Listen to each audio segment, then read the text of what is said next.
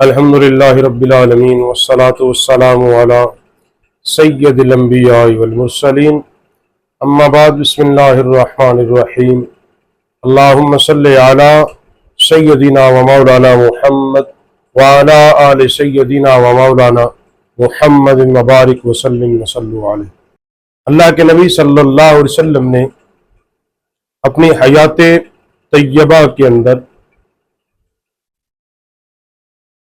بہت سارے غزوات میں شرکت فرمائی، لیکن نبی کریم صلی اللہ علیہ وسلم نے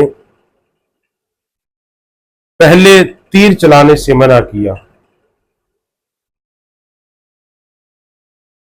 اور جنگ سے بچنے کا حکم دیا، مگر جب کوئی جنگ تم پہ مسلط کر دے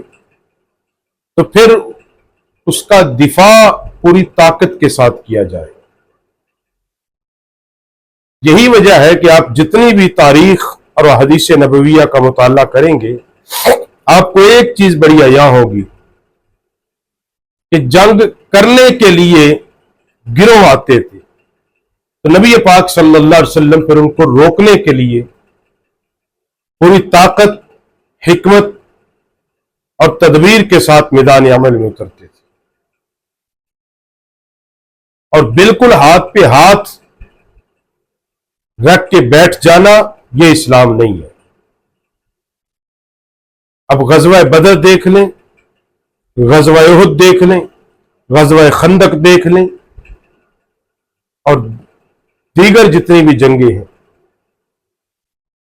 اور جو اعلی معیار کے اصول پیغمبر صلی اللہ علیہ وسلم نے جنگ کے لیے مرتب فرمائے ہیں، وہ کسی اور نے مرتب نہیں فرمائے، نہ کوئی فرما سکتا ہے۔ اس سے بڑی بات کیا ہوگی کہ نبی پاک صلی اللہ علیہ وسلم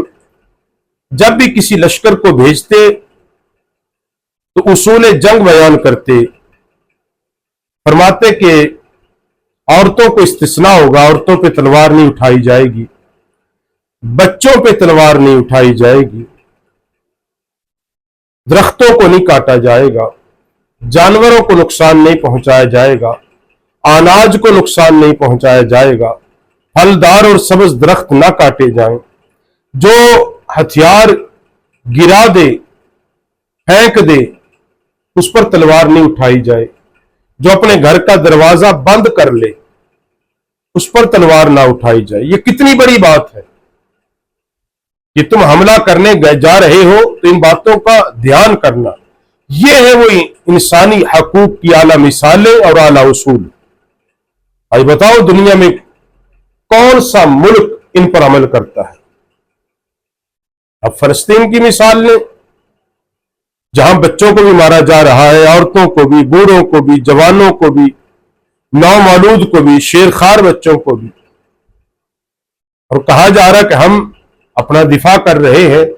تو اسلام میں تو دفاع کے لیے بھی جب کوئی فوج، کوئی لشکر روانہ کیا جاتا تو ان کو اصول بتائے جاتے، یہاں تک کہ فرمایا کوئی تمہارے سامنے کلمہ پڑھ لے تو اس کو بھی امان ہے، اس کے خلاف بھی ہتھیار نہ اٹھائے جائیں، اس پر بھی تلوار نہ اٹھائی جائے۔ یعنی کتنے اعلیٰ معیار قائم فرمائے ہیں، حکمت و دانائی، تدبر، اور مگر فرمایا کہ جب تم میدان عمل میں اتر جاؤ پھر توکل الی اللہ، اللہ پر بھروسہ کرو، پوری طاقت کے ساتھ دشمن سے ٹکرا جاؤ، اور جب تک آپ اپنے دشمن سے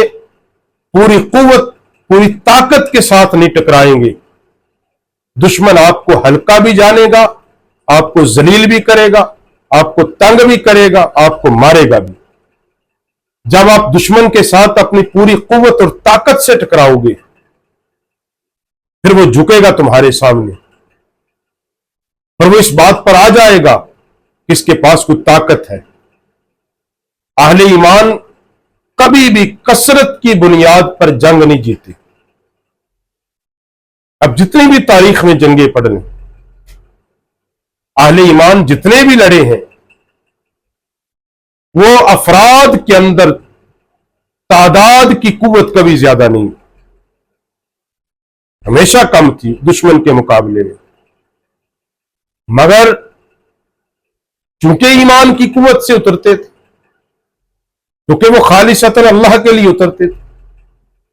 तो फिर अल्लाह उनका मददगार होता था, उनको फतह अता करता था, नुसरत व ताईद उनकी की जाती थी। और कुरान पाक ने 20 जंग के उसूल और नबी पाक अलैहिस्सलाम जो गज़वात के अंदर शरीक हुए, उन गज़वात का जिक्र किया, और फिर जंग लड़ने के उसूल, हिकमत और तदब्बुर और दानाई, तमाम चीजों को बयान कर दिया। इन उसूलों के साथ आप दुश्मन से लड़ो, दुश्मन का अनाज ना रोका जाए, पानी ना रोकी जाए, मुआशरा रोका जाए, उनके काफिले ना लूटे जाएं। यह इस्लाम के अंदर आला मिसालें, जंग की आला मिसालें हैं इस्लाम के अंदर। अब मुझे बताओ कि दुनिया के अंदर इस्लाम के अलावा बाकी मज़ाहिब ने जो जंगें की या वो कर रहे हैं,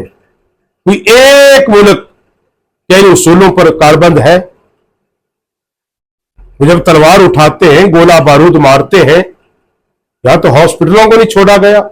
तालीमी इदारों को नहीं छोड़ा गया, नामालूम बच्चों को नहीं छोड़ा गया,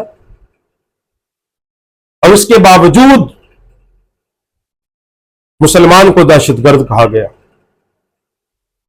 दीन इस्लाम की मुखालफत की गई, दीन इस्लाम को दहशतगर्दी का दीन कहा गया। हालांकि इस्लाम